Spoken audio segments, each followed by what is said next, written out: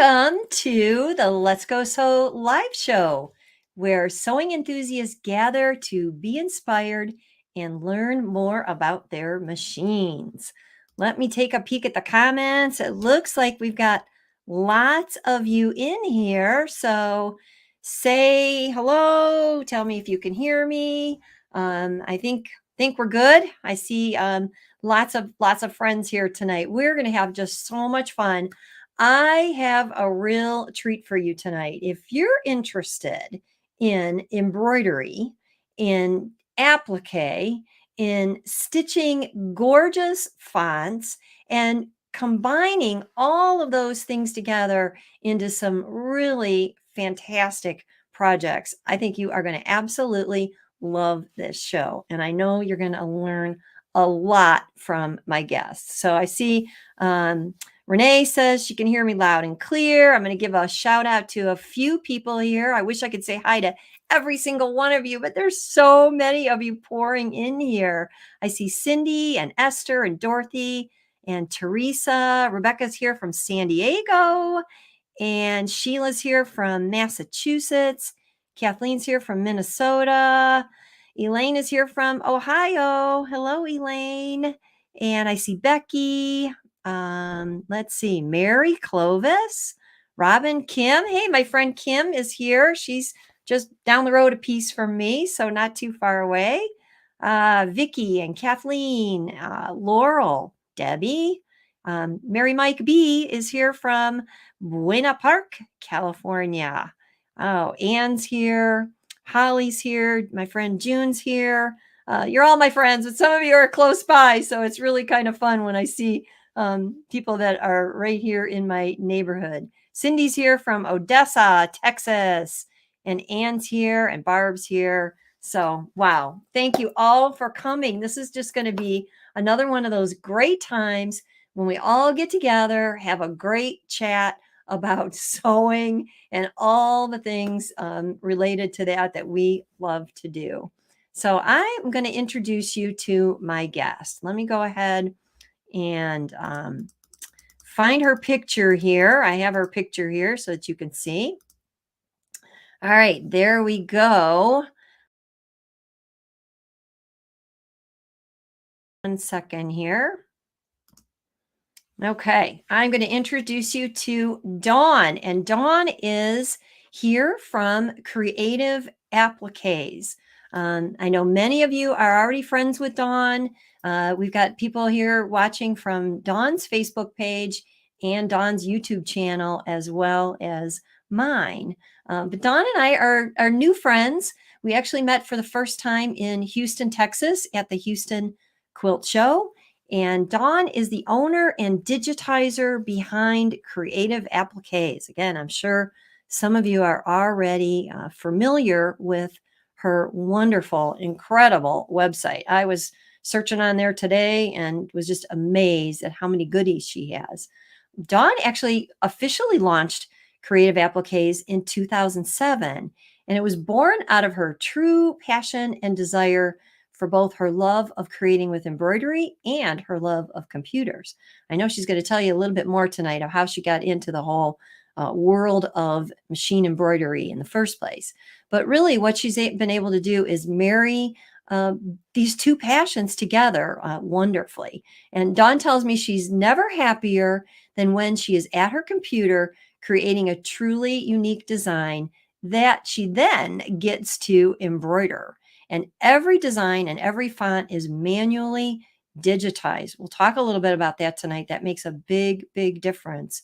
They're all tested then to ensure the highest possible quality before they're offered out there to you on the World Wide Web. At her Creative Appliques website, you'll find machine applique, embroidery designs, you'll find monogram fonts, in the hoop designs, mini fill stitch embroidery, and felt design. So please join me in welcoming Dawn to the So Tell Me live show. Dawn, Hello. I'm so glad to have you here. I am so happy to be here. Thank you so much for having me. Oh, it's just great to see you. This is the next best thing to being live and in person, right? Yes. we got to spend a little bit of time together in Houston, and I knew right away I wanted to have you here as a guest and introduce you to all of my Let's Go Sew friends. And hopefully tonight I'm getting to meet a lot of your Creative Applique fans and Yes, I friends. hope so. I hope so. So, Dawn, tell us a little bit of where you're at locality wise. So currently, I live in Southeast Virginia. My husband is retired military after 28 years of service, and this Ah, is kind of where we ended up. Um, and we are staying here. We're not sure where we're going to end up permanently, but currently we are here because we have one daughter in college in Virginia at Virginia Tech. And then our youngest is going to be a senior next year, and so she'll be going off to college in 18 months. And so we are in Virginia currently at this time. okay. I just got back from Virginia last week. I guess I wasn't too far away from you, but every time we've got friends here from Virginia. I'm sure some of you, if you let me know where you're from, I already know some of you that I know absolutely are in Virginia. But I love visiting that state. I love the pines, all those beautiful pines, and you've got everything there. You got the mountains, you got the ocean, you got just such just it's I love visiting the state of Virginia. I got great friends there. So if my friends Don and Debbie are on here tonight, say hello to them. I'm missing them because I spent some great times with them last week. I know some of you have read my recent blog post where I talked a little bit about it, and you can read more about the wedding and the wedding attire and everything I did on letsgosew.com, where I posted a little bit about that. But have you ever done a wedding, anything with wedding dresses, Dawn? No, I have not. The closest I came to anything like that, which is nothing like that, but kind of along those lines, was when I was 16. I had a debutante ball and I sewed my own dress from Okay. a gunny sack pattern. So now that's Oh, really dating me. you know But what? We're dating ourselves in the same range there because those were some of my favorite patterns. I loved those designs. yes. So, but there, at least for me at 16, it was very intricate, very involved, but I was very happy with making that, and it was my first really big sewing project, I guess. But yeah, that's the closest I've come to anything for a wedding. So I Very don't good. have an aversion to it, and I'm open to doing that. But I Well, did not sew my own dress. I did custom sewing for many years, and a bridal gown was the only thing I never made. I did everybody else. I did, bridesmaids. I did mother of the bride, mother of the groom, everything in between. But brides dresses were never on my really want to do list. Yeah. I mean, you need weeks and months to get something like that done. I've done some alterations on them, and that's what I ended up doing on this one, just helping with the bustling. But it's a it's such a special day and special occasion. It's only happening once, and you want to Yes. get everything right for sure. Exactly. I don't want to be responsible for that. Absolutely, absolutely. I saw a few. Kathy remembers gunny sacks. I'd like to see if anybody else here remembers those patterns, or maybe you still have some in your stash. I don't. I just went through my whole pattern collection recently. I mean, I went through every single one and kept a certain amount of boxes and got rid of all the rest. And I took a trip down memory lane, let me tell you, because there were so many things. I actually have the very first pattern I ever used in my home economics class, and I won't get rid of that one just because it's got too many memories attached. And actually, when I was reading a little bit of your um, background, I saw that you said that home economics was your favorite class. It was mine Yes, too. it was. And actually, my grandmother, so my dad's mom graduated from college. She had a college degree in home ec, and she was a Okay. home ec teacher. So that's where it comes in my lineage, is Okay. that she, in the 20s and 30s, she was a woman who went to college and got a degree. And so, yeah, she was a home ec teacher. Oh my. Well, Marie says she made her own wedding dress and 4 out of the 5 bridesmaids' dresses. All were simple A-line designs. But hey, Marie, I give you a Still, lot of credit for that. Teresa made her own wedding gown. Let's wow. see. Renee's giving me a compliment on I made a dress for the wedding and posted a picture of that too. It was just a knit dress, but it's I love seeing who made gowns like that and did something really special. Diana spent 1 year designing and sewing her wedding gown, the groom's suit, and 3 attendance dresses. Yikes! Wow. Diana, that's amazing. Oh my. And yep, we're getting some people that are commenting about home ec. Um, Kay is a retired home economics teacher. I owe my home economics teachers so very much. They really just for me, were the start of sewing. I didn't start until home economics, but sounds like, Dawn, tell us a little bit more about your family background. Sounds like you started before you had it in school. Is that true? Yes, I did. I took it in school because I was like, I knew it would be an easy A, and so I could have time to actually go and sew, because when I was growing up, I was dancing 7 days a week. I'd go right after school, and so I was there from 2 in the afternoon until 9 o'clock at night. So I didn't have a lot of time for sewing. So I took home ec in school, but my mom sewed all of our Halloween costumes from scratch. She made I have 3 brothers, and she made all of our Halloween costumes from scratch every year. She had fun creating, and it was always a theme. All 4 of us were part of a theme, Sesame Street. And so there's that in my side. Also, my mom made a lot of the costumes for my ballet performances as well. Oh my. So she Wow. made a lot of the costumes for the studio. And I just remember my grandmother, you know, I would always go to her house, and she would have sewing stuff and projects there that she was working on, and tatting. She did tatting and cross stitch, and the loop rug design things, and yeah, all of that. I've Wow. done all of that. Wow. Well, we're getting So I've tons always of been a maker. can you see the comments coming in? We're getting tons of comments of people that made something in the bridal and home, comments about home economics, and we've got retired home ec teachers, which is thrilling. Vicky says she loved home ec. Darlene made her own dress. And hand beaded it. Wow, that's Oh, amazing. Wow. And then Marie says, "What a great, mom and role model you had." For sure, you were really, really fortunate in having all that background. If I remember right, it also has to do with one of your relatives, how the whole embroidery thing came into be. So why don't you tell us a little bit about that?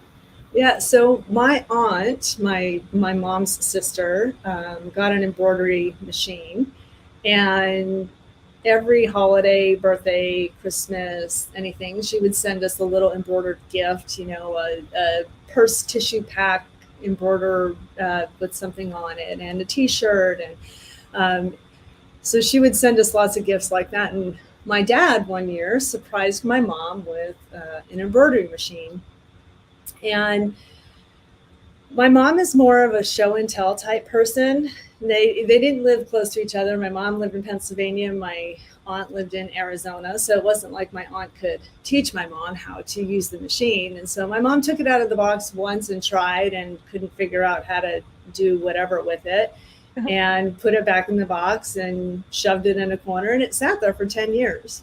10 years? Yes, 10 years. 10 years. Oh my. And And the so, technology changed so much with in all that time. oh yes, oh yes. So this was the Wow. late 90s when this was all going on. Okay. So embroidery was new on the market.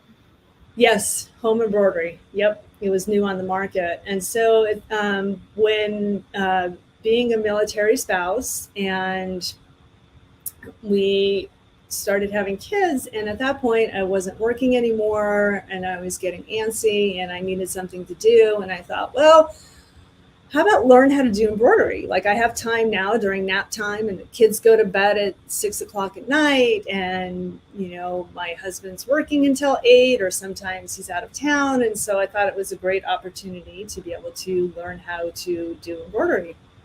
So I asked my dad and my mom if I could have the machine, and they didn't immediately say yes. They were just kind of hesitant and just were not really forthcoming with just saying, well, yeah, take it. It's just sitting here in the box. It's doing nothing.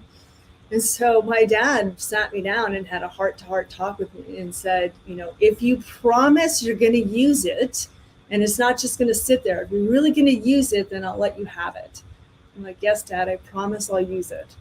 So I got the machine, and from the first stitch, I was hooked. I don't even remember the first thing I did. I just started playing with the machine, and I was immediately hooked. And so my husband saw where this was going, and he kind of made a tongue-in-cheek joke to his parents, saying, well, now from now on, whatever gift you get from us or from Dawn is going to be something embroidered. And little did he know how true that was.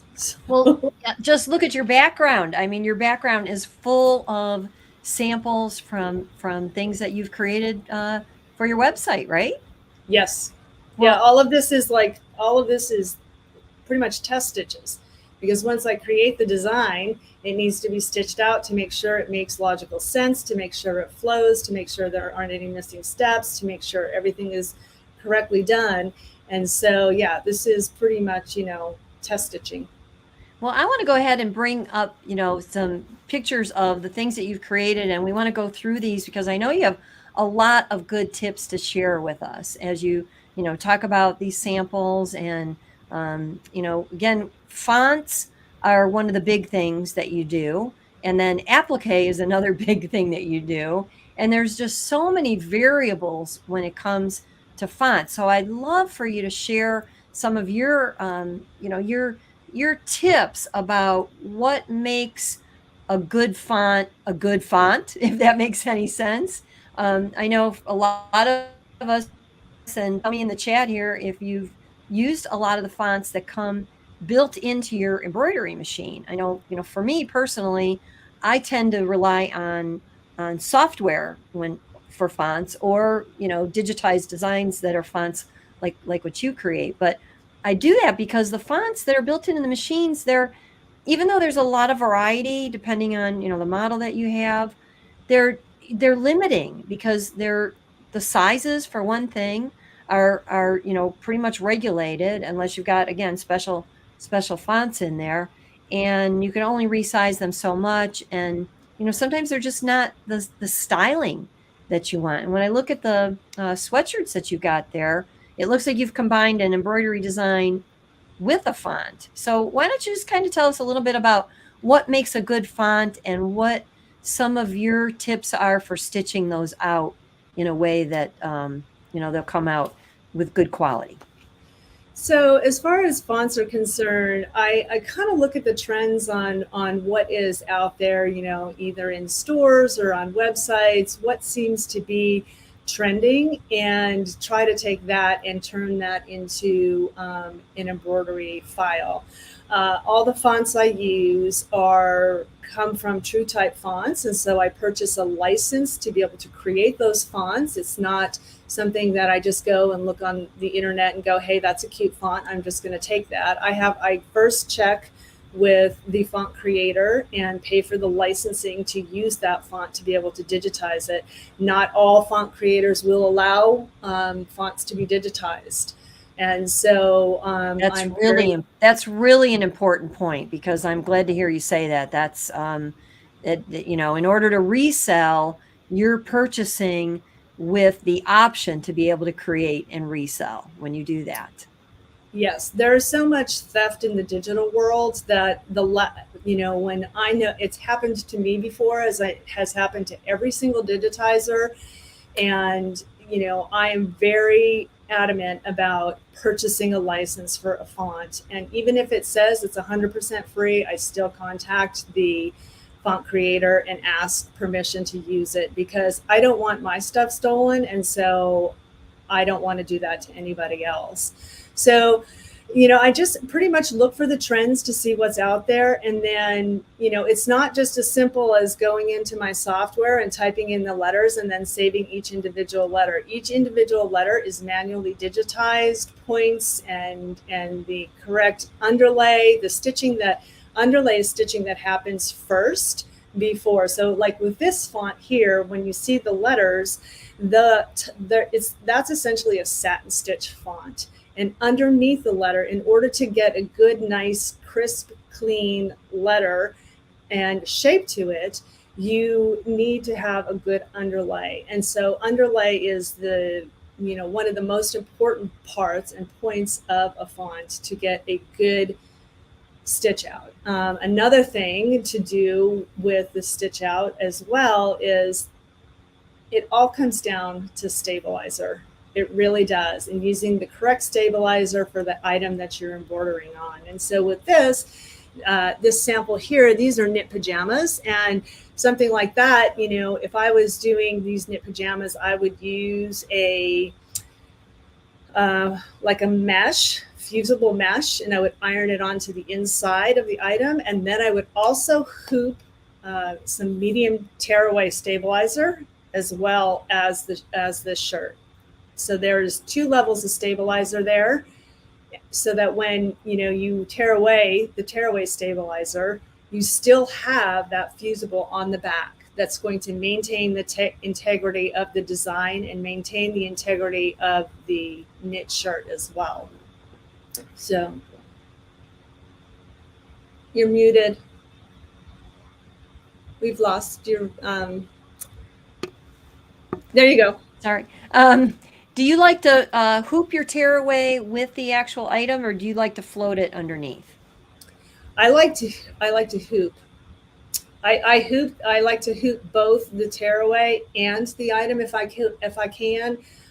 One of the things that I've gotten recently, I got my brother machine. It's coming up on a year here in May, and I don't know what took me so long to do that, but right. We got a lot of brother fans here. We obviously, well, machine and you have all formats, so that's we can happily stitch with anybody. But I am a brother ambassador, so we lean a little towards that line. Yeah. So, but they all will stitch your fonts for sure. Yeah, I'm a definite fan. And one of the things that I love are magnetic hoops. And so that makes it easier to be able to hoop the stabilizer with the item that you're stitching.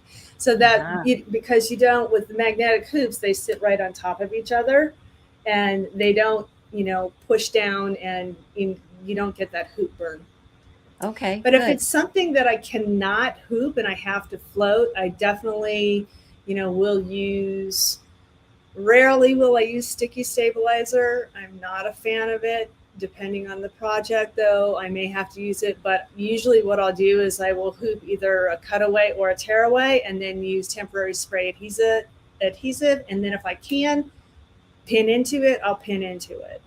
If not, I might use magnets like the Sew Tights. Interesting. So have you, because I have them and I've never actually used them. They're little flat magnets. Have you used those both, in regular hoops and just to keep things connected? Because I always was a little concerned if they would, move around underneath the hoop as the hoop was moving. So I do use them. I love them. But there is a little bit of a learning curve because they have different levels of magnetic strength. And so you need to be very cautious about using the correct strength of the magnet to the project you're using. So for example, if you are hooping, you hooped some stabilizer and maybe you hooped some mesh wash away because you're doing like an organza. You don't really want to hoop the organza, but you can float the organza and then put the magnets on the top and the bottom of the hoop to sandwich the organza together with the stabilizer. But if you're using a super strong magnet, it's going to get stuck to the metal plate of your machine. So you Uh-huh. want to use one of the lighter magnets. And so this is not something you walk away from. You don't press go Okay. and come back. So, That but they have different levels and different strengths of magnets, and they have the whole gamut. And I was introduced to them actually in Houston, okay. and yeah, I'm hooked. I love them, love them, love them. Well, it's just one of those things that even though I've tried a lot of things, that's one thing I bought them, I stuck them in the drawer. I was like, I don't know, I haven't needed them. So you make me want to explore a little bit. Lynn says she uses sew tights. That's what they're actually called. So Yep. that's interesting. June says she's just beginning to use magnetic hoops and they are a game changer. Yeah. I mean, I really believe that, there's so many different hoop styles out there. And if you have an opportunity to at least see them demonstrated, then you can kind of choose different hoops to fit your particular projects. You can always get away with using the regular standard hoops that come with your machine, but it is nice to have some other options. Teresa bought two magnetic hoops and uses magnets whenever she uses those. So yeah, there's a lot of different brand styles too for Yes. those. Yep, and Yep. Eartha says she likes sew tights too. So, all right, you guys are getting me wanting to get those sew tights out of the drawer and experiment a little bit. But you gave us some good tips on, being cautious with those. Yes.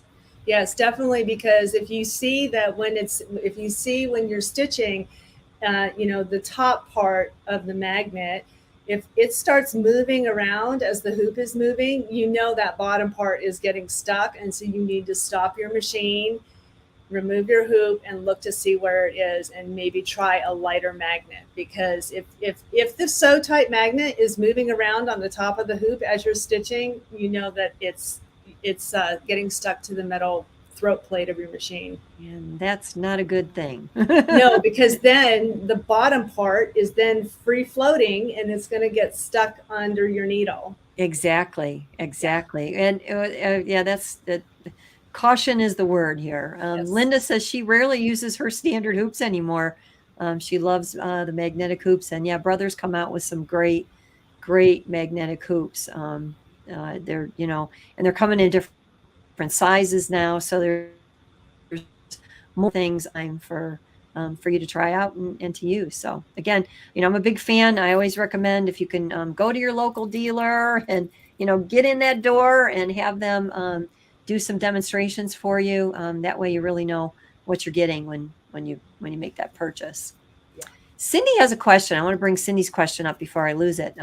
She wants to know if you sell your products or just the embroidery and applique designs. And Cindy, I'm thinking, tell me if I'm wrong, but I'm thinking you mean like, does Dawn sell the finished items or does she just sell the designs for you to create your own finished item? So you want to answer that, Dawn?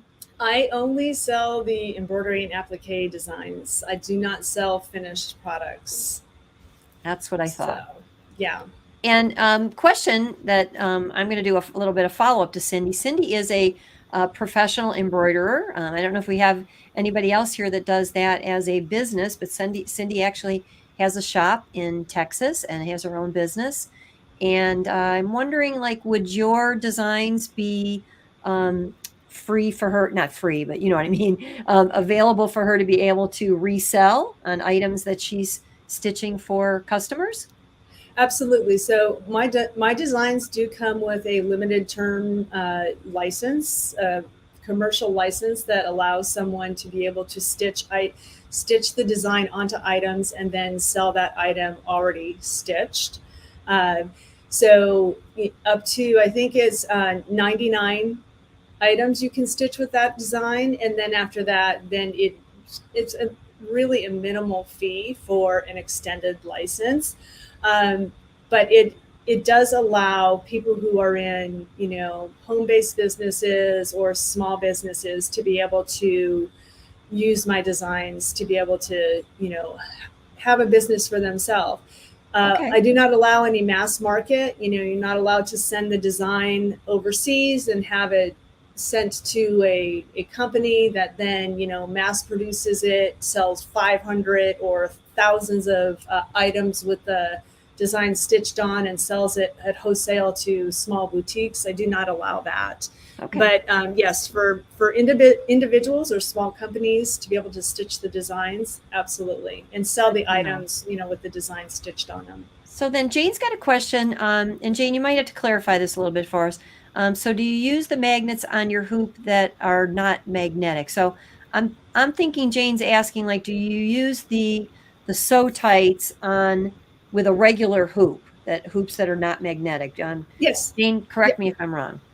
Yeah. So if you are using your regular hoops that came with your machine that aren't magnetic, the one that fits inside of the other, and whatever you have hooped or whatever obviously you hooped something. You hooped at least some stabilizer, right? And then if you're using the magnets to float, say you're doing an in the hoop project like this, and it's vinyl, and you're not going to hoop a massive piece of vinyl and Right. then stitch it out. So you're going to stitch out the placement line, and then you're going to lay a piece of vinyl on top. At that point, you would have the magnet holding the vinyl between the stabilizer and the magnet. So the top of the magnet, the vinyl, the stabilizer, and then the bottom of the magnet. So you're The basically, yeah, you're the using magnets, the magnets in place of taping things in place. yes, is in place Okay. of tape, in place of pins, in place Yeah. of spray adhesive, because you don't want to get that spray adhesive around your machine. Some things like leather and vinyl, you don't want to pin through. Exactly. Or So even tape sometimes can leave a little residue. So yeah, that's good. I could see we're gonna have to do something in the future together with those with the sew tights and do a little demo on that. Um, absolutely, I'd love that. Anne wants to know what's the name of the font on the sweatshirts. So the name of the font is called I Love Glitter Miss. Glitter Miss, not like Okay. Christmas, but Glitter Miss. And so that actual string of lights underneath there is part of the actual font that my tester took it and made it an actual individual design. And I thought it was really brilliant.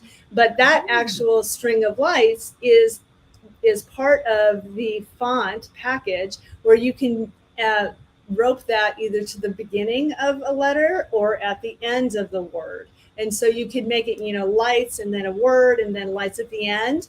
And so, yeah, there's other things in with that font as well. There's a Christmas tree, there's stars.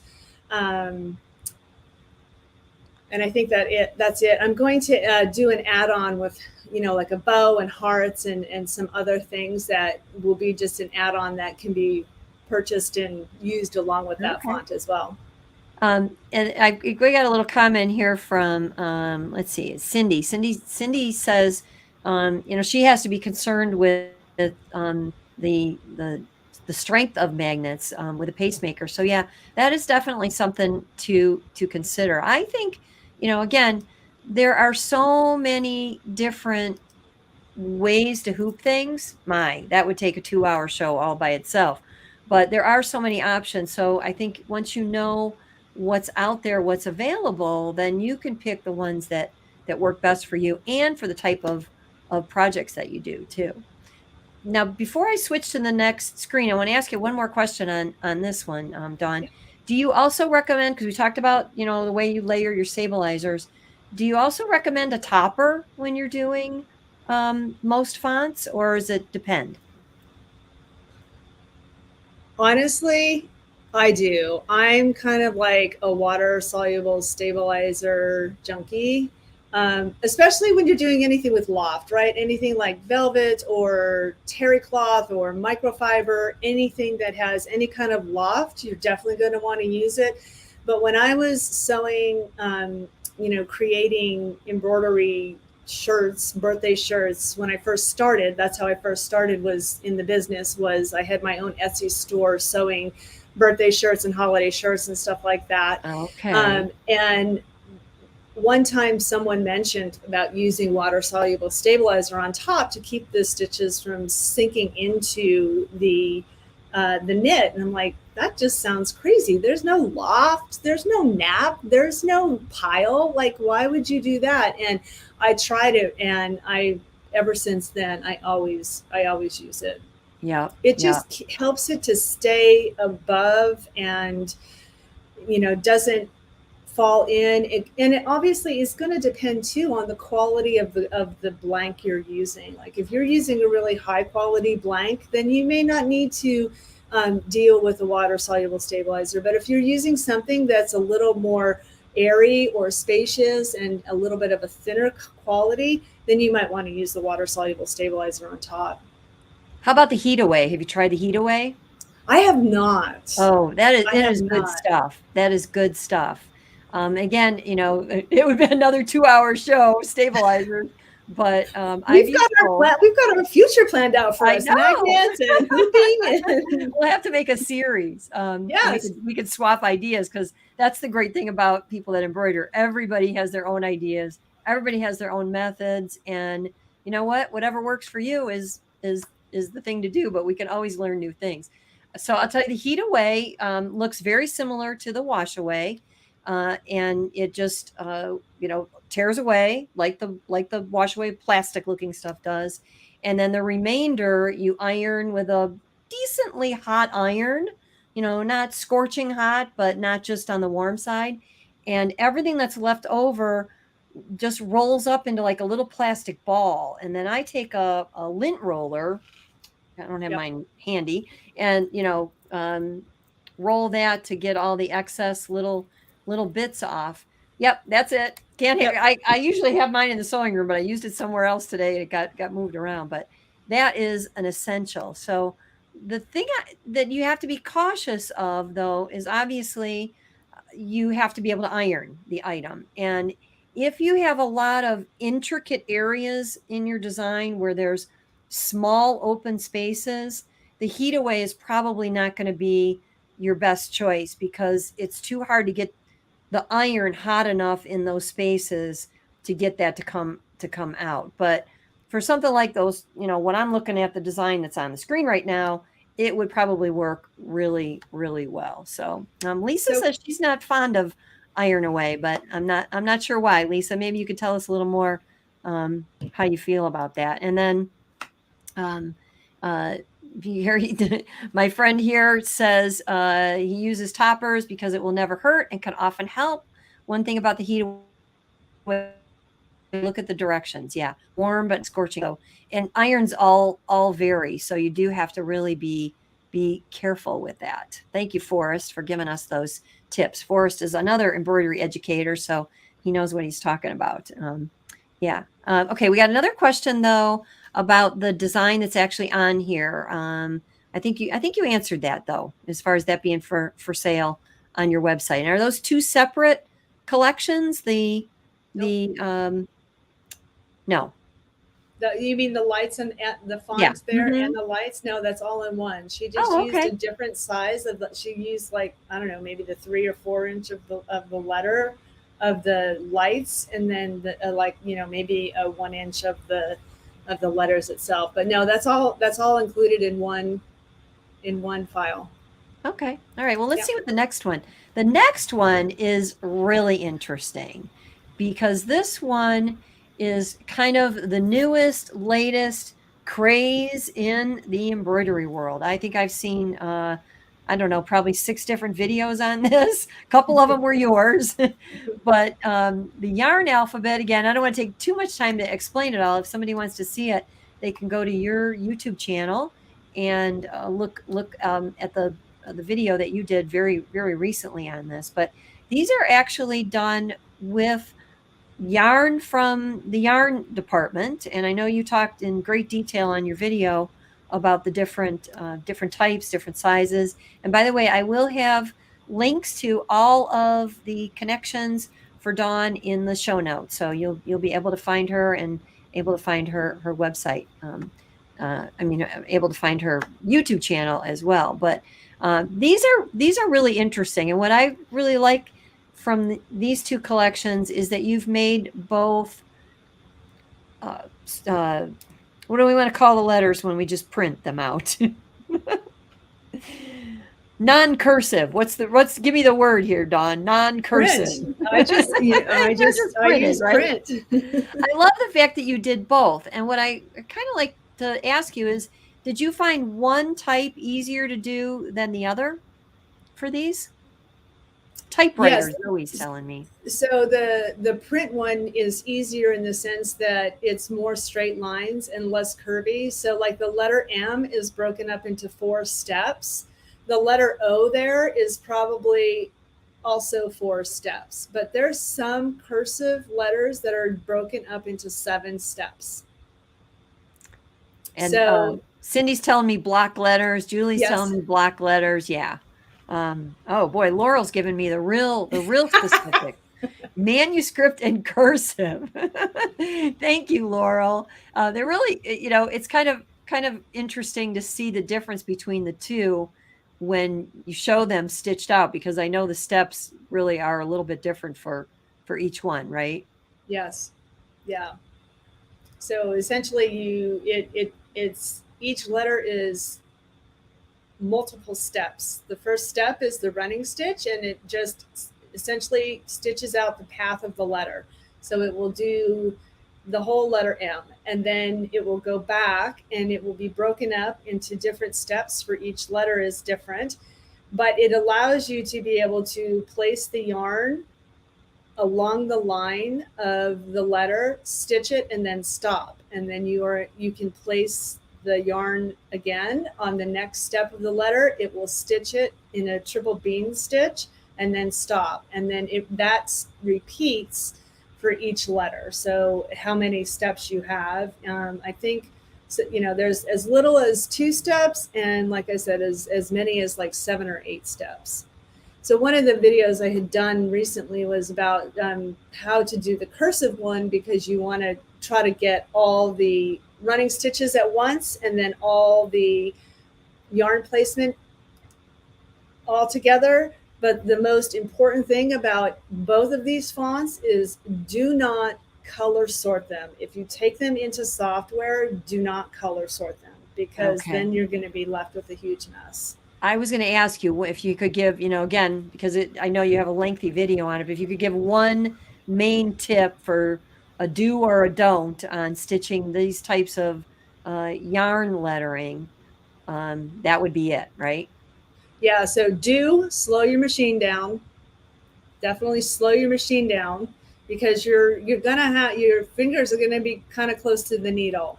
But once you put some glue down or spray adhesive or tape it or something and use a chopstick or a pencil or a stiletto, your fingers really aren't anywhere near the machine. But slow the machine down. Do slow the machine down. Do not color sort.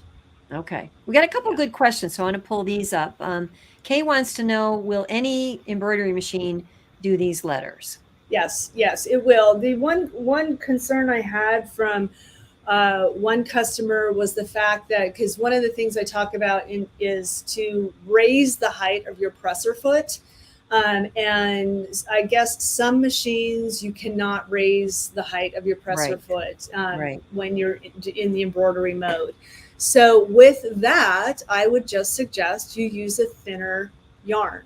If you're going to use a thicker yarn, you may run into issues with it getting stuck around the presser foot. Yeah. But if your machine does not allow the presser foot to be raised, just get a thinner yarn.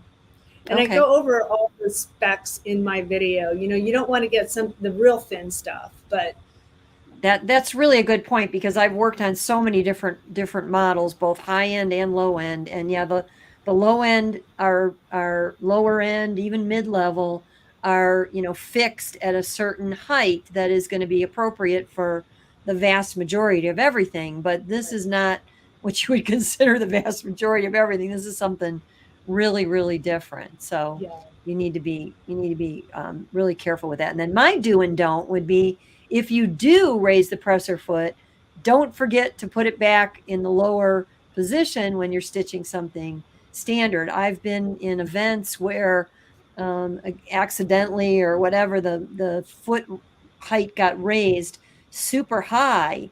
And I remember one time in particular, the thread was breaking over and over again.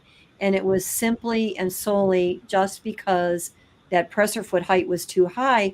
There was so much bouncing going around that the fabric was flagging and the thread was shredding and breaking. So if you have that issue, check your machine. That may be, something to consider. And then Debbie wants to know, is there a link to get the design? So these are on your website, and I've got the website scrolling at the bottom. So Yeah, and if you just type in yarn, you'll find all the yarn designs. There are other designs besides just the fonts that are yarn designs as well. I just listed one earlier today that's a rabbit for Easter. It yeah, also uses material. You could use material in the center of it, or you don't have to. that's cute. I saw that. And you don't want to search for fuzzy fonts. That was my terminology. I like it though. You want to search for yarn alphabet, or yarn design. So Jane says, she at her machine actually has a foot for using yarn. So yeah, I would love it if that would be something that, across the board, every brand had. And then Marjorie wants to know, is this like couching?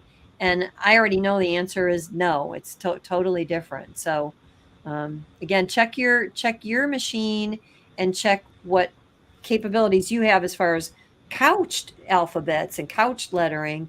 But this particular type of design, you've created for anybody to use because it just uses a straight stitch, right?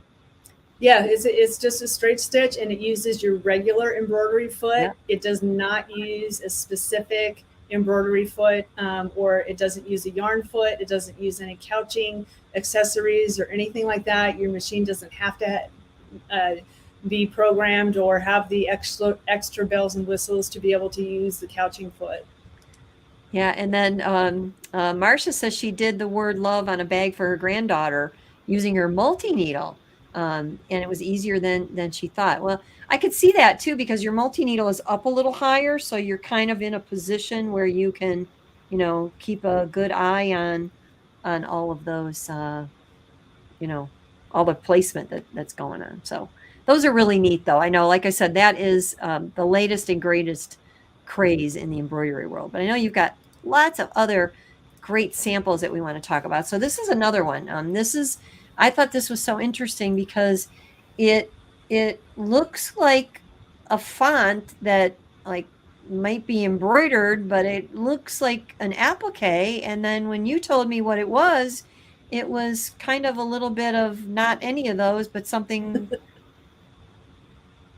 else completely. So why don't you tell us how you did this and give some ideas for how somebody can create something like this themselves?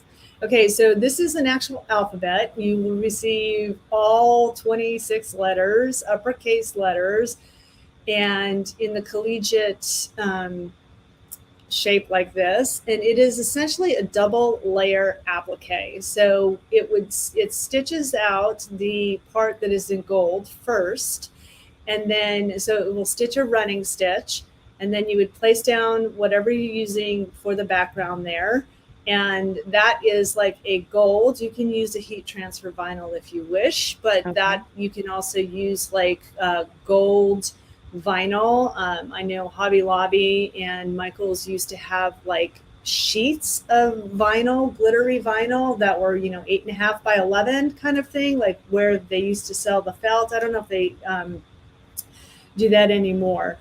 But Basically, you need something that is ravel resistant, right?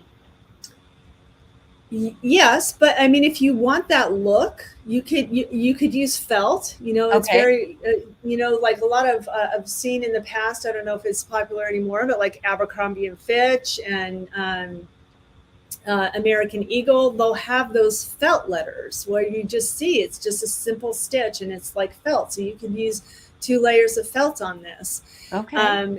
Yeah, but if you wanted to use fabric, as long as you treated it with something on the back side, like Heat and Bond Light or Wonder Under, and then Okay. you would essentially, stitch the running stitch, which is the placement, treat your fabric with Heat and Bond Light, Wonder Under, whatever you use, place it down on top of the letter, stitch the top stitching, and then you would cut close to this stitching before ironing it.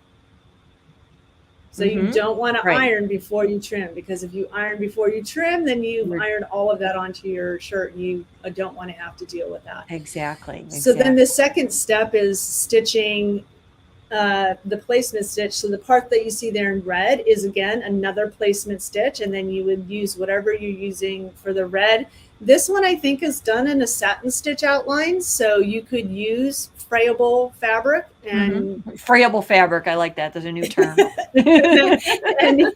and it would work. But I know a lot of what the rage has been are people wanting to make it look like chenille letters. And one of the ways that people are making it look like chenille without all the extra intense stitching and having a special machine to do all that is they're using either terry cloth, like regular towels, or they're using microfiber towel. I know, the cheapy, like the cheapest looking stuff that you buy for cleaning rags.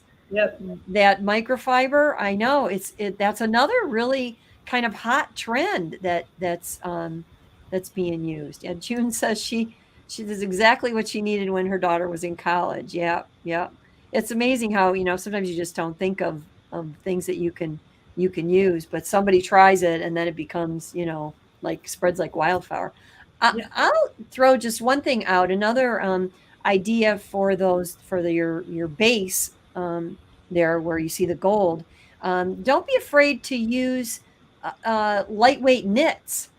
Once you put an iron on the back, obviously the knit's not going to ravel, but knits they're flimsy and they tend to curl. So once you put that iron on the back of it, and then obviously you do your trimming and then you iron that last, that flattens it out and it stays flat, but knits don't ravel, and they're available in so many different colors. So it's kind of like a thing that I've used because I had so much in my stash from garment making, and a lot of people just don't think to use that for appliques, and it works wonderfully. Have you ever explored any of that?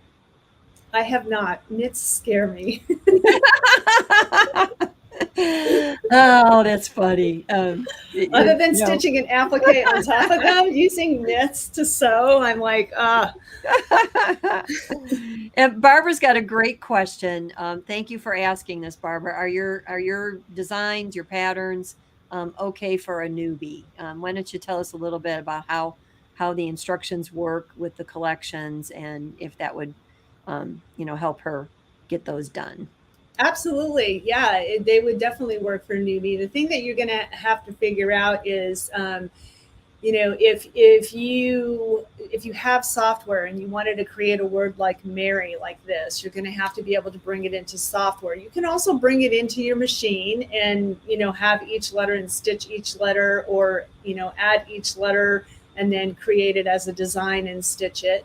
As far as instructions, step-by-step instructions for this, I have over 100 videos on my YouTube channel, and so it's better and easiest to just go there. I actually did a video on the double collegiate letters like this. I have it in satin finish, zigzag finish, bean stitch finish, and so I did a video on there. I used my multi-needle machine, but that doesn't matter. The device that I'm using to stitch out the item doesn't matter as much as the process. So in some of my videos, I do use a multi-needle machine, but if it's just a regular design like this, you can use it on any machine. It's just the process you need to be watching, not necessarily the machine and the multi-needle. Yeah. And then I'm sure you're available via your website. If somebody purchases a collection and they want to find the video on it or want to get more information, they can just contact you. So again, I will definitely have all of that in the show notes. So let me take just a second. We all gotta get this little piece out in every video. I would ask you, if you are interested in shows like this, that you would hit the like, like button, subscribe, and hit the bell for notifications. So if, we all love to share our love of sewing, and the more you hit that like button or the like, well, thumbs up, the more this is spread to other people that are interested in the same type of things that you're interested in, but just may not be aware of it. So I greatly, greatly appreciate it if you do that. And then I also just want to thank everybody for watching live, or if you're watching on the replay. I know for some of you, this isn't good time to join live. And we do this the fourth Monday of every month. It's the So Tell Me show, where I bring somebody on to share their creations, sewing, embroidery, crafting. We cover all kinds of things here in the creative world. And I do appreciate you watching live, and I appreciate you watching on the replay too. So, all right, let's see what your next picture is. I'm already anxious to see what the next one is. In the hoop. So, in the hoop, again, another whole topic for discussion on how those are done. But for people that are here, I'm sure if you're already an in the hooper, you're looking at these and going, oh, another place to buy some wonderful in the hoop designs, because that's really something that I know some people, that's what they want to do mostly and primarily, is embroider things in the hoop. So you have a really good selection. I especially loved your gift card holder set. You have so many of those and such a variety. And I would highly recommend that if you're interested in doing things like that, that you purchase a collection. I love the fact that you have it in for the 4x4 hoop, which is going to work for anybody and everybody.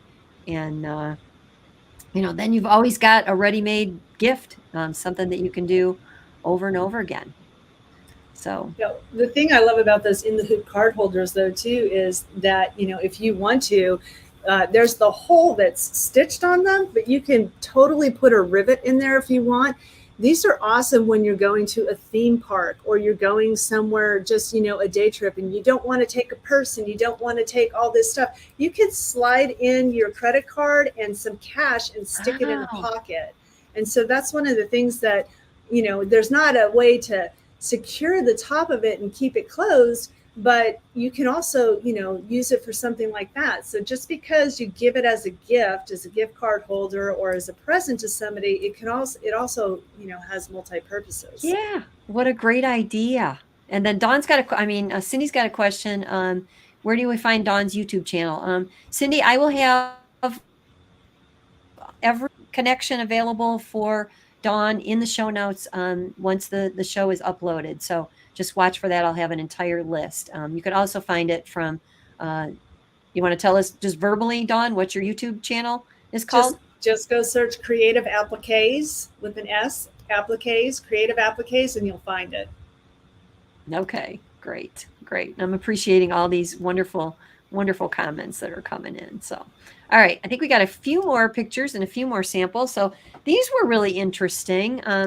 These kind of show, your in the hoop mini quilt little hanging there is all one design in and of itself. So you've combined your ability to create fancy fonts with your ability to create some unique appliques and put them all into one there. I love that. And then your tote, when we talked earlier today, you told me that was an applique patch design, and then another font collection that was combined with that. So I thought that was really, really interesting, because it just shows, the more pieces and parts you have, the more opportunities you have to get creative on your own once you start playing around with those things, right? Yes. All right, what's the next one we got here? This one, I want you to tell everybody, because I didn't notice at first what the difference is between the two of these. Okay, so one of the things that when I first started doing embroidery, I did embroidery, and I would see all these cute little applique designs, and I would think, there's no way I'm ever going to do that. I am never going to touch those. The fact of trying to put a cotton quilting fabric on top of a knit shirt, or some heat transfer vinyl in with the like applique, no way. I could not wrap my brain around it. And I know there's a large part of the embroidery population that hears the word applique and they walk the other way. They associate with applique, no way. And so one of the things that I encourage you to do is to branch out, reach out, stretch yourself, and try it. Because once you do it, I assure you, you will get hooked. And it's good. There's going to be a learning curve, but with embroidery, there's a learning curve from the start, from the get-go, right? There's always a learning curve. But one of the things I wanted to bring up that I am mesmerized with to this day with applique is the fact of being able to take one design and have it look completely different simply by changing the fabric.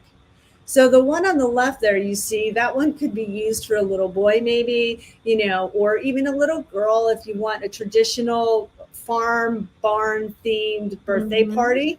But the one on the right has a completely different twist to it with the pink shirt and the glittery #2 and the pink barn, and so to be able to take a design like that and just simply switch up the fabric choices and the colors that you use, and it's a whole new design and it looks completely different. And so that's one of the things that I love about applique that you don't necessarily get to do with an embroidery design, because if you have a peacock, you're pretty much going to do a peacock in your blues and your turquoises and your greens. But with a barn theme like this, you can take different fabrics and completely change it up. So I wonder, Dawn, do you actually have some favorite fabrics that you recommend for applique? Do you primarily use cotton? I saw you had heat transfer vinyl in there. Give us some of your thoughts on some of your favorite fabrics, or maybe some of the most foolproof fabrics, and then some of the ones that are outside of the box that you like to use. So I think what I normally lean towards is definitely the cotton quilting fabrics. Those are the ones I feel like that has the most variety of color and designs and ability to, really make it personalized and change it up. If you have somebody that loves purple and orange, you could do that whole barn in purple and orange and make it completely personalized to that person. And so I lean towards, and I've always just, I have a huge stash of the cotton quilting fabric. The HTV has been a newer addition, with so much of that becoming more popular. And so I've used that. Yes, I have that exact set. I love that. And I'm ready to do some samples with this. That is, I used it for this right here. Oh, wow. The Hugs and Kisses. I'm planning on doing roses with it, believe it or not. We should Awesome. We should do a little challenge each other. Like, what did you do? What did you do? Well, I actually have a video where I did Christmas ornaments, hanging Christmas ornaments from the neckline, 3 different Christmas ornaments using that as well. So yeah. I'll pull it out of the package just so people, who would think, it looks like vinyl, it feels like vinyl, but part of that is because of the extra layer that's designed for you to be able to use as the transfer. Once that's peeled off, this is actually pretty flexible and pretty soft. So it's really not that much different than what you would feel like a stabilized fabric would feel like, which actually brings me up to another question. Do you like to pre-treat your applique fabric before you use it? What are your recommendations for that? Do you fuse interfacing on it? Do you spray it with starch? Do you stiffen it? What are your ideas on that? I do not stiffen it. I don't spray it with starch. If it's something that is not going to have a frayed, raggy edge to it, I will definitely use Heat and Bond Light on the back. Okay. Always treat it, even if there's a satin stitch, because there's some qualities of the cotton quilting fabric that is still, it will fray. It will, start tearing away. And sometimes, even though it's inside of the satin stitching, Sometimes, if depending on like if you're using a sharp needle, if you're using a needle with a large eye, like a 90, I use a 7511 pretty much across the board with a few exceptions. But if you're using something with a really large eye, it's going to put large holes in it. And if you're using a sharp point needle, you're going to get holes as well. And so I always use Heat and Bond Light. If it's a satin stitch, if it's a blanket stitch, if it's a vintage stitch, if it's a zigzag stitch, if it's a lace stitch, the only time I won't use Heat and Bond Light on the back of it is if I want that frayed raggy edge on it. Okay. Okay. Cindy's got a really good tip here for everybody. If she uses reds or blacks, she pre-washes those. Great thought there, Cindy. You're absolutely right. I'm one of those crazies that I pre-wash everything, like almost without exception, because I just want to know what's going to happen to it. I want to know what it's going to look like once it's washed. If it's going to be something that's washed, I want to know what it's going to look like beforehand. Marcia's got a good question. With HTV, do you stitch right through the carrier sheet? And that's a no. Yeah, that is designed for it to be used as a cut file that's transferred just for the piece itself. So we're really kind of using this in an out of the box way. And when you use it out of the box, you want to, in an unusual manner, you don't need that carrier sheet. You just need this, which does have a fusible backing on it. So it's essentially, tell me if you think I'm saying this the right way. This, when the carrier sheet is pulled off, this functions like a piece of fabric that has heat and bond on the back. That's Yes. essentially Yes. what it functions like. So you just peel that off, and that part doesn't get used. And we're getting some comments on here, questions about washing.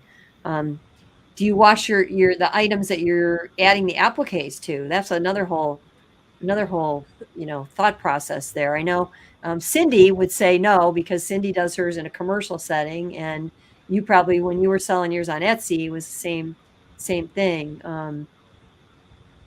You want to answer those questions, Dawn? Can you see Yeah, what? absolutely. So I would, if unless it's for a person personally, unless it's for someone that is family, I would not wash the item beforehand because of allergies, because of so many things that it's just not good practice unless you know the people.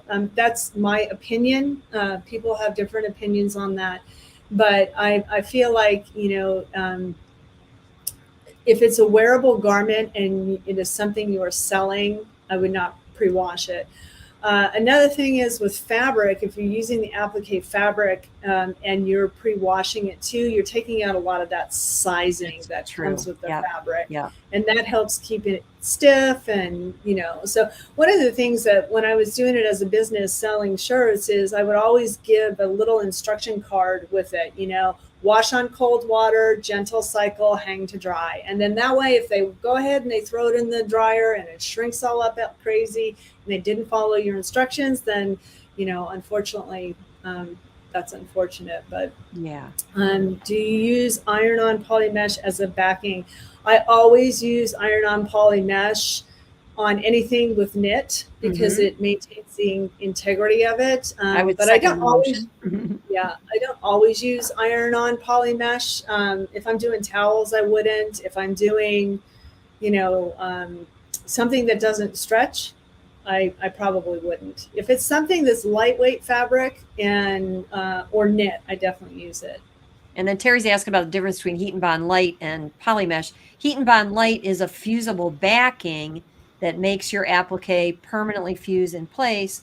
Polymesh is your stabilizer that's going against the wrong side of your garment to stabilize the actual stitches. So heat and bond light is kind of like double-sided tape that's activated by an iron. It's kind of like we'll date ourselves again, if you used Stitch Witchery in the past. It didn't come with a sheet that you could iron on. Today we have so many what we would call fusible webbing products. I would caution too, this just brings a thought into my mind because I've seen this happen. Heat and Bond is sold in two forms. Heat and Bond, well, maybe three. Heat and Bond Light, and then Heat and Bond No Sew version. Yep. And I've always kind of joked that the no sew should say don't sew or you'll be in trouble, because Yeah. that is not meant to be stitched through. It's meant to be used on items that have no stitching whatsoever. And then Terry asks, what's the best to use on baby clothes? Now, Terry, I'm not sure if you mean stabilizer or if you mean applique fabric. So maybe you could clarify that for us. And then Cindy's got a comment on the whole pre-wash. And I think Cindy's really summing it up. If it's for personal use, then go ahead and pre-wash, because you're not doing it under time constraints for one thing. And if it's going to be, something that you want to do for yourself, you want to know how it's gonna work out for your lifestyle. But very good points. All right, let's see. I think we've got another picture here. Let me bring this back up because we're getting close to the end here. I think that is actually the last one I have. That one was interesting too, because we talked about that when we had some conversation, that this is just an example of taking some of your many design collections and combining them together in unique ways. Applique letters with applique designs with embroidered lettering, with applique lettering. There's just, again, when you have so many different options and you get a little bit creative on your own, you can, the sky's the limit. There's just so many things that you can do. Yep. Yeah, that is really fun. So those were really great samples. So when we're wrapping up, if you have last minute questions, sneak them in here. But I'm going to just ask a couple of my own. You've answered lots of things here tonight, Dawn. But I wonder, do you have certain items yourself, maybe within your own collection or something else you create, that you love to give for gift giving? Because many of us here are big time gift makers. So what are some of your favorite go-to things that you create for gift giving? That's a tough question because I have to do lots of samples. A lot of times I give those as gifts too. So I like to do. I've done as gifts sets in the hoop. So I have. This is not a set right here, but a key fob with a matching hand sanitizer case cover that clips on a purse or inside a bag, and for a lip balm. And the sets I have, it comes with different widths of the size, so that you could stick a regular size like chapstick or Burt's Bees in there, but then you also have the larger ones by EOS and Vaseline that are wider and aren't going to easily fit in here. Also, when we had this hand sanitizer explosion that happened the past 3 years, thank you, pandemic, we had many different sizes of hand sanitizers, from 1 ounce all the way up to 3 and 4 ounces. And so the cases that I sell have multiple sizes to fit different sizes of the hand sanitizer. So I like to do sets like that. I like to do some of these as well, the mini quilted patterns, because it allows you to decorate your home for the seasons and for the holidays. It's something that, you can give for someone. I also like to do mug rugs. Is a great gift as well. I have ones that have letters on them, so you can switch this up by any kind of fabric that you have, and this is available in the block or the print, and then also a cursive. So if you want to do cursive as well, but just changing up the fabric of this completely changes this design. That's a great gift as well. You have a ton of mug rugs on your site to choose from. I do. They're fun. This is a great gag gift for Christmas. We have some toilet paper designs, so that's a good gift as well. I got lots of laughs last Christmas giving some of these to family members, so that's a good gift. It's amazing what we'll find to embroider on, right? If it stands still, it doesn't move. Yeah. And then towels are really good too. And one of my latest crazes as well that I like to do too, that you can do, is make a pillow wrap like this. Yeah. and then like that. embroidered that. And then that way, you can keep this pillow all year long and just change it out with the season by changing the pillow wrap on it. So like I Yeah. have this one here, and then, I have this one for Christmas. And so this one could also be put on the other one as well. And so, you don't have to give a new pillow every single season. You could just do a new wrap every single Those are season. perfect. Absolutely So. perfect. And we're getting some comments in here of people that giving their ideas. I love hearing what everybody likes to do for gift giving, especially pros like you, because you've got access to not only what you've already created, but you could create something new and different if you want to as well. So, Well, yep, and then the thing that I didn't mention too is anything and everything monogrammed, right? Like a bag with a monogram on it. I may not make the bag, but I'll buy the bag and put a monogram on it. absolutely. T-shirts, uh, yeah. So anything And with a then monogram on it. we got a question from Teresa. She wants to know, how is the pillow wrap attached? I think So, it's just a slip on, right? no, it's Velcro actually. This one I made Oh, from okay. just from. I actually did this. It's just a strip of burlap, and I just took it and I embroidered that. That's the yarn font on there.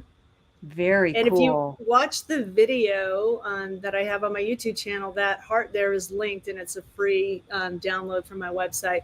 But then I just tucked the ends around and put Velcro on it and sewed the little daisies around the top as a little Oh, I finishing love touch. it. So I love it. That is so cute. And we're getting, speaking of loving, we're getting a couple comments on your earrings. thank you. Somebody loves your earrings, and somebody asked if you, Laurel wants to know, let me get Laurel's comment here. Did you embroider them? Yes, these are embroidered. These are actually on cork. Oh, okay. You know what? I missed a question earlier. I can't remember now who it was from, but sorry. Asked if you use cork. So those are so cute. Let This me is bring that up a little cork. bigger. Let me see. The hearts are cork. The Santa belts are actually on HTV. Okay. That's on HTV. The stars are cork, and then the other ones up there are freestanding lace. I don't know if you guys do freestanding lace, but holy cow, is it addicting! Like Yeah. Yeah. literally 5 minutes, these things will stitch up, and you've got a new set of bling. Yep. And I like on this one, the silver here is metallic thread, so you could do silver and gold and Yeah. be all So much fancy. fun. So much fun. Well, I've already got a list here of a mental list of some future shows that we can do together. So I would love that would be that. definitely something to look forward to. So, before we close, I'm going to ask you just one more question that I like to ask everybody. We all have some place to create, whether it's a corner of a room, whether it's a spare room, whether it's a dining room table. And I always like to ask, what are some ideas that you would have for making your creative space a happier place? Keep it organized. And I know that's really challenging, and especially like, if you do it for a hobby. But for me, with doing it as a business, keeping it organized, because I can't tell you how many times I would stash a stabilizer in some drawer, some hangings, some closet space, and then I would need it for a project, and I would go and buy some more.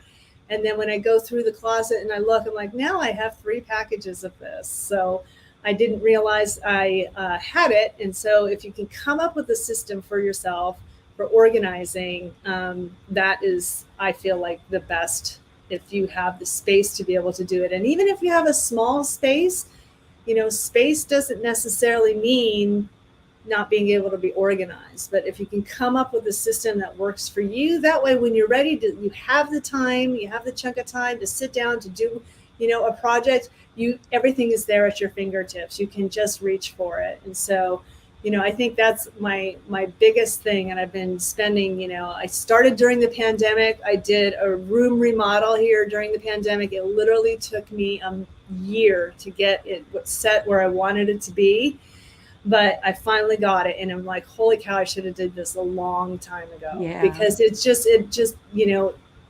it affects your brain and your thought process and your way of functioning. So You're to, right. So you know, that it really is great advice. And I would just, I'm in the midst of trying to reorganize myself. Culling through my patterns was the first thing, and I've got lots more to go. But so I would second the motion on being organized, but I would say be easy on yourself and give yourself time to get things straightened in your own way, and eventually you will make your space a happier place. So. yeah. Well, Dawn, this has been just so much fun. Thank you, thank you, thank you for spending all this time with my friends from Let's Go Sew, and thank you for inviting your friends in here as well from your channels. And I hope everybody will really get a lot out of all of these tips. So I will see each other again soon, I hope. Yes, hopefully. Thank you so much. It was a sheer pleasure, and I look forward to at least 5 more from all the ideas we came up with tonight. Definitely. We'll keep in touch. All Bye right, bye, and sounds good. thanks a lot. Bye bye. Say bye, everybody. Bye, Dawn. Bye. All right. Thank you so much, everybody, for being here tonight. And I look forward to seeing you again very, very soon. Until then, I wish you a world full of happy